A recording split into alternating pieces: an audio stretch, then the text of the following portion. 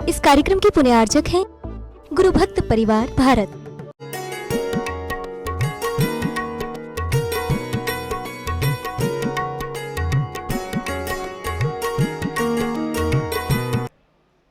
ऐसी कोई महिला नहीं जिसके पति उसकी आज्ञा ना मानते हो।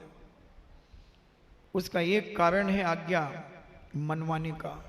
सिर खुला, सिर खुला तो जबान खुली, सिर खुला तो जबान खुली। आप देखें ना, जब बहू बनकर के बिटिया जाती हैं कितनी विनयशील होती है, कितना आदर्श होती हैं, सिर कितना अच्छा ढका होता है। और जब सिर खुल जाता है तो वो अपनी सासू को भी आड़े हाथों ले लेती है, क्योंकि सिर खुला और जबान खुली। इसलिए मैंने बहुत पहले एक 90 साल के दादाजी से पूछा। दादाजी ने मुझसे कहा, महाराज जी आप कुछ कहते नहीं हो, ये महिलाएं सिर खुला रखती हैं। मैंने, दादाजी कौन इनके मुंह लगे, इन्हीं से बचने के लिए तो मैंने दीक्षा ले ली, मैं क्यों इनके चक्कर में पड़ूं। हमने, आप बताओ ना ये खुला सिर से क्या होता है। तो उन्होंने कहा, सिर ढके तो मोरनी सी लगे। दादाजी ने मुझे कहा, सिर ढके तो मोरनी सी लगे, नहीं तो ढोरनी सी लगे। ढोरनी जानते, जानवरनी। यानी दादाजी ने ये कहा मुझे, 90 साल के दादाजी ने, सिर ढके तो मोरनी सी लगे, नहीं तो ढोरनी सी लगे। और सिर ढकने वाली माँ, बहन, बेटी कितनी आदर्श होती है बंधु, कितनी मर्यादित होती है, क्योंकि उसका चरित्र भी उसमें छुपा रहता है। और जब सिर खुल जाता है तो चरित्र, सारे शरीर के अंग उपांग खुल जाते हैं और दूसरे पर पुरुष उसे बुरी दृष्टि से देखते चले जाते हैं। इसलिए अपने चरित्र को बचा करके रखना है तो सदा शरीर को ढांक करके रखना चाहिए। मैंने चैलेंज किया था कि जनक नंदिनी सीता मां 14 वर्ष तक वनवास में, उनका कभी सिर नहीं खुला। और पूरा लॉजिक के साथ हमने तुम्हें बताया था, इसलिए हम समझें। और प्लानिंग करता है, आकर के अपनी पत्नी से कहता है, क्या करूं, पूरी ताकत लगा दी, अब तू ही भरोसेमंद है, तू बता कि इसे मैं कैसे मार सकता हूं। वो कहती, अरे दूसरे के बेटे को मारना कितना बड़ा पाप है, आप समझते नहीं। अपन धर्मात्मा जीव हैं, अहिंसा धर्म का पालन करने वाले लोग हैं, और अपन हत्या करेंगे? ना बाबा ना, ऐसी गलती जीवन में नहीं करना। आपको मालूम है, भगवान महावीर स्वामी ने उपदेश दिया था, जियो और जीने दो। अहिंसा धर्म को बहुत महत्व दिया है। और राम ने भी यही बात कही, हनुमान ने भी यही बात कही, प्राणी मात्र की हिंसा न करके उसकी रक्षा करना चाहिए। अनेक अनेक प्रकार से समझाती है, मगर वो कहता है, ध्यान रखो, पति परमेश्वर होता है, पति की आज्ञा का उल्लंघन करना बहुत बड़ा पाप होता है। इसलिए तू विचार कर कि इसे कैसे मारा जाए, इसे कैसे विनाश मौत के घाट उतारा जाए, कैसे उतारा जाए। ये बार बार जब पत्नी को बाध्य करता है तो वो कहती हैं, चिंता मत करो, कल मैं बताऊंगी कि इसे कैसे मारा जाता है।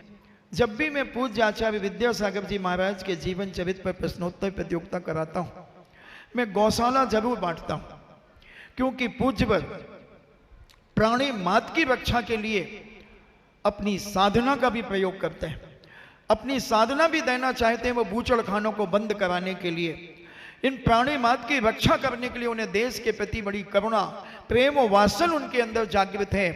वो चाहते हैं हाथ करखा, वो चाहते हैं प्रतिभा स्थली, वो चाहते हैं गौशालाएं, वो चाहते हैं करुणा, एक एक व्यक्ति करुणा से भरे। तो ये गाय, ये हमने गौवंश की रक्षा करने की व्यवस्था इसमें बनाई। इसमें शेर भी है तो इसमें गाय भी है, और भी जानवर हैं। ये दिखाना चाहते हैं कि हमें गौवंश की रक्षा करना चाहिए। हम दुनिया के देवी देवताओं को पूजने जाते हैं, हम पद्मा आंटी को पूछते हैं, हम छेदपाल अंकल को पूछते हैं, हम ज्वाला मालिनी को पूछते हैं, पता नहीं हम किस किस को पूछते हैं। बंधु, ये कभी तुम्हें सहायता करने नहीं आएंगी, कभी तुम्हारी रक्षा करने नहीं आएंगी। तुम कितने भी पिटते रहना, मरते रहना, कोई देवी देवता तुम्हारी रक्षा करने नहीं आएगा।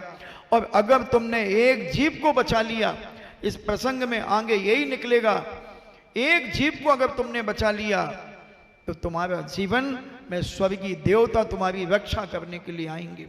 एक गाय अगर मर करके तुमने उसे बचा लिया और वो स्वर्ग में देवी बन गई तो वो नियम से तुम्हारी रक्षा करने के लिए आएगी। अभी देखना ये धन कीर्ति क्यों नहीं मर रहा है? 4 बार इसे मारने का प्रयास कर लिया गया, क्यों नहीं मर रहा है? क्या कारण है? इसने क्या किया पूर्व जन्म में? ऐसा कैसा पुण्य कमाया कि बड़े बड़े जल्लादों के हाथों से बच गया, चंडालों के हाथों से बच गया, इतनी भयंकर पत्र पहुंचने के बाद भी बच गया? क्या कारण है? क्या कारण है? और 500 मुनियों को घानी में क्यों पेल दिया? कुछ दिन पहले का प्रसंग जो मैंने बताया था, 500 मुनियों को राजा ने घानी में पिलवा दिया, आज्ञा दे दी। विचार विमर्श किया मंत्रियों ने, मगर जानते हैं कि राजा की आज्ञा का उल्लंघन करना मौत के घाट उतरना है। और मंत्री ने 500 मुनियों को घानी में पिलवा दिया। घानी आप नहीं जानते होंगे, एक उदाहरण दे दूं, जैसे गन्ने की चक्री होती है रस निकालने की, ऐसे ही तेल निकालने की घानियां होती थी पहले। और उन घानी में मुनिराज को लगा दिया और मशीन चालू कर दी, और वो सारे के सारे मुनिराज गन्ने के रस जैसे निकल गया, उनका खून, हड्डियां चरमरा गई, खून बह गया। 500 मुनिराजों को एक राजा की आज्ञा पर। क्या किया था उस राजा ने और क्या उन मुनिराजों ने किया था, समझने का प्रयास करें बंधुओं। जब ये 500 मुनि के पहले ये सैनिक थे, ये सैनिक थे 500 के 500, और उनका सेनापति था। और ये जंगल से एक युद्ध को जीत करके, एक राजा को जीत करके आ रहे थे, 500 सैनिक और उनका सेनापति। और बीच रास्ते में इन्हें जंगल में एक दिगंबर पूज्य मुनिराज ध्यान में बैठे हुए मिले, और इनकी आवाज सुनकर के मुनिराज का ध्यान खुला। इन्होंने हाथ जोड़े, मुनिराज ने आशीर्वाद दिया। तो ये सैनिक ये समझे कि ये महाराज कह रहे हैं कि रुक जाओ, क्योंकि वो जानते नहीं थे कि आशीर्वाद क्या होता है। तो महाराज ने यूं कर दिया सबके लिए, तो वो सब बैठ गए। अब जब बैठ गए तो मुनिराज ने उपदेश देना शुरू कर दिया। उन्होंने अहिंसा का उपदेश देना शुरू कर दिया। और जब अहिंसा का उपदेश उन्होंने सुना तो वो 501 सैनिक सेनापति सहित वैराग्य को प्राप्त हो गए। और वो 501 मिलकर के उन्होंने पूज्य के चरणों में दीक्षा धारण कर ली। और दीक्षा धारण करने के बाद मुनि बनकर के वो यत्त तत्व विचरण करने लगे। और रास्ते में उन्हें, मुनि बनने के पहले रास्ते में एक हिरण मिला, और उस सेनापति ने अपनी बहादुरी दिखाने के लिए उछल रहा था हिरण, अपने सैनिकों को तरफ देखता और कहता, देखो इसको 1 सेकंड में, 1 मिनट में इसे मैं शांत करता हूं। और उसने एक तीर चलाया, हिरण को लगा, हिरण छटपटाया, सारे 500 सैनिकों ने तालियां बजाई और हिरण मर गया। और जब ये हिंसा करते हुए गए और मुनिराज को देखा, प्रणाम किया, तो मुनिराज ने इन्हें आशीर्वाद दिया। ये बैठ गए, और बैठ करके जब उन्हें उपदेश दिया तो इन्हें वैराग्य हो गया। और 501 सैनिक सेनापति सहित दिगंबर मुद्रा को धारण करके मुनि बन गए, पूज्य बन गए। और वो हिरण का जीव मर करके राजा के यहाँ पर रानी के गर्भ में आ गया, और वहाँ एक राजकुमार के रूप में जन्म लेता है। और जब धीरे धीरे बड़ा होता है तो राजा, क्योंकि जितने भी सम्यक दृष्टि राजा हुए हैं, धर्मात्मा राजा हुए हैं, वो अपना राजपाट छोड़ करके अपने बेटे को राजपाट देकर दिगंबरी दीक्षा धारण करके समाधि पूर्वक या तो स्वर्ग जाते हैं या मोक्ष को जाते हैं। इसलिए सेठ साहूकारों का भी यही कर्तव्य होना चाहिए कि अपने बेटों को सारा धन, वैभव आदि और धर्म की वसीयत देकर उन्हें भी अणुव्रत या महाव्रत धारण करना चाहिए। और वह राजकुमार बड़ा हुआ, पिता उसे सारा संबोधन देकर के स्वयं दीक्षित हो गए, और बेटा राजा बन गया। नगर में पता चला कि 500 मुनि का संग आ रहा है, पूरा नगर दुल्हन सा सजा था। मगर उस राजकुमार ने जैसे ही मुनियों को देखा, क्रोध से आग बबूला हो गया और कहता, इन्हें घानी में पेल दो। मंत्री कहता, क्यों? बोले, राज आज्ञा का उल्लंघन करना मृत्यु दंड है। और राजा कोप गृह में चला गया था। इतनी चर्चा हम पहले बता चुके थे। जो प्रतिदिन के हमारे कस्टमर हैं और जो आज हफ्ते लेने आए हैं या प्राइज लेने आए हैं, वो भी समझ लें, वो भी सुन लें।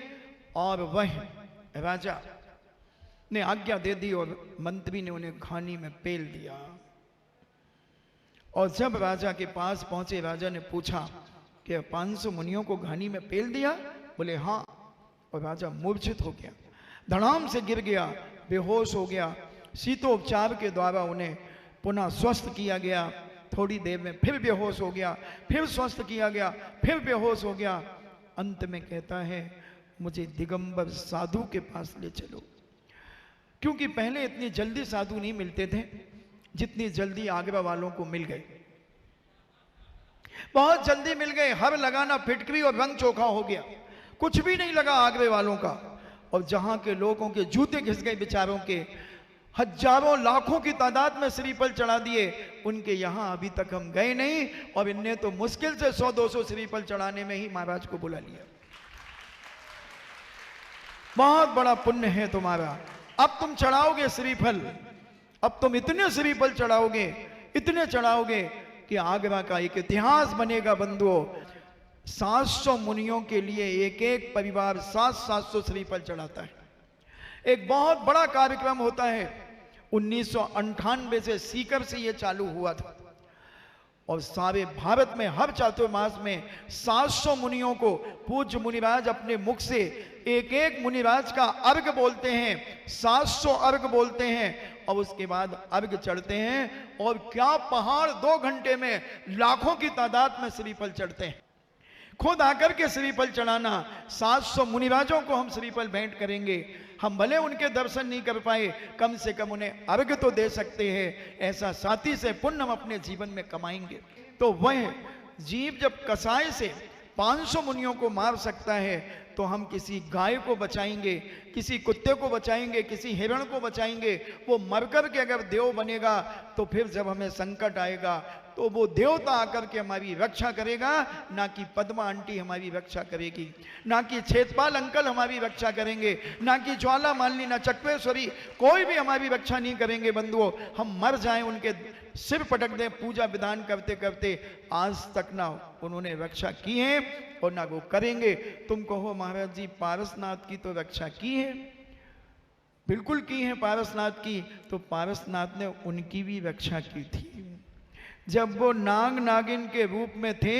जब पार्स कुमार अपनी वन कीड़ा के लिए जा रहे थे, घूमने के लिए, पिकनिक मनाने जा रहे थे तुम्हारी भाषा में, तब एक नाग नागिन, उनके नाना एक लकड़े में धूनी लगा करके लकड़ी जला रहे थे, तब उन्होंने उस नाग नागिन को बचाया था। और वो नाग नागिन मर करके पद्मावती और धर्णेंद्र आदि बने, तो वो धर्णेंद्र ने आकर पूज्य को बचाया। जब तुम किसी को बचाओगे तो तुम्हें कोई ना कोई बचाने जरूर आएगा। और वो 500 मुनियों को मारने के बाद वह राजा कई बार बेहोश होने के बाद होश में आता है और मुनिराज के पास जाता है। मुनिराज उसे पूर्व भव की बात बताते हैं कि तुम हिरण की पर्याय में थे, उन्होंने तुम्हें मारा, इसलिए तुमने उनको मारा।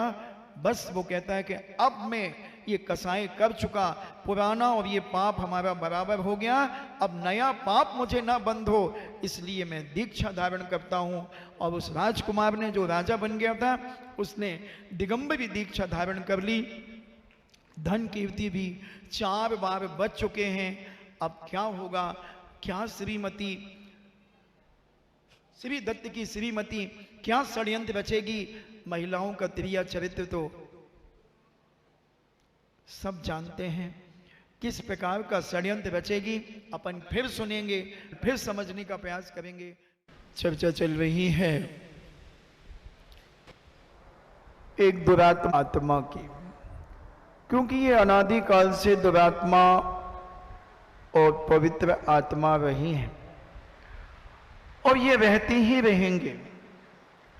जैसे सुख दुख, मंगल अमंगल, अच्छा बुरा, ये सब साथ में चलते। हिंसा अहिंसा, अहिंसा की परिभाषा क्या है? हिंसा से रहित होना ही अहिंसा है। अभी आज इटली से 5-7 लोग आए थे, पूज्य मुनि श्री के पास भी बैठे। कुछ उन्होंने नियम लिए, किसी ने हफ्ते में 1 दिन मांस नहीं खाऊंगा, किसी ने 1 महीने में मांस नहीं खाऊंगा, ऐसे उन लोगों ने नियम लिए। मेरे पास भी नीचे आए, मैंने उन्हें कुछ इंग्लिश का साहित्य दिया, उन्हें बहुत अच्छा लगा।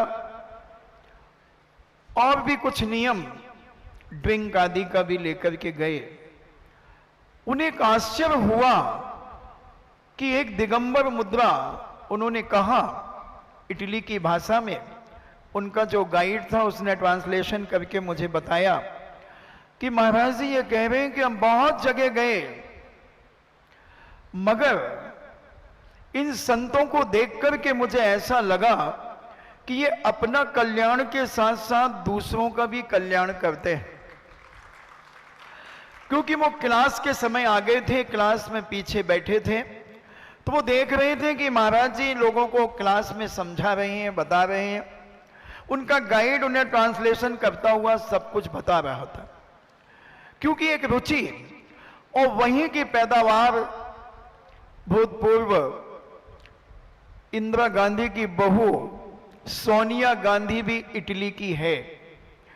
उनके बेटे राहुल गांधी के मन में भी एक बार जिज्ञासा जागी थी कि मैं भी जैन दर्शन को समझूं, जैन दर्शन को पढ़ूं।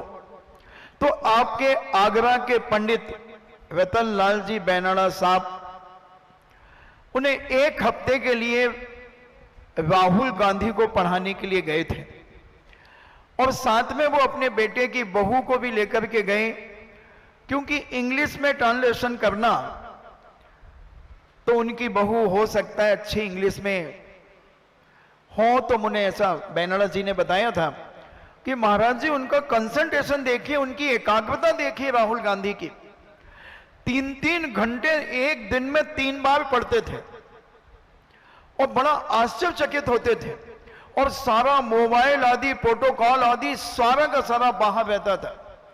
बिल्कुल एकाग्रता के साथ 3 घंटे लगातार पढ़ते थे। किसी भी प्रकार का मोबाइल उनके साथ में नहीं रहता था, सब दूसरे कमरों में रहता था।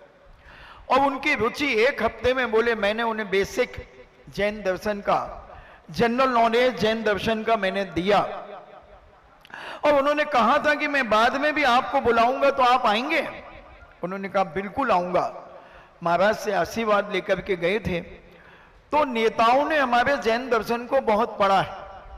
आम्बेडकर ने जैन दर्शन को वर्धा के अंदर बहुत अध्ययन किया, जिन्होंने कानून बनाए। और जैन दर्शन में जो एक अष्टमी और चतुर्दशी आज से नहीं, ये अनादि काल से है। जब से सूरज और चांद है, जब से अष्टमी और चतुर्दशी है, तो उन्होंने देखा कि जैन लोग अष्टमी चतुर्दशी को उपवास, कोई एकासन, कोई त्याग ऐसा करते हैं। तो अष्टमी चतुर्दशी का बहुत बड़ा महत्व है।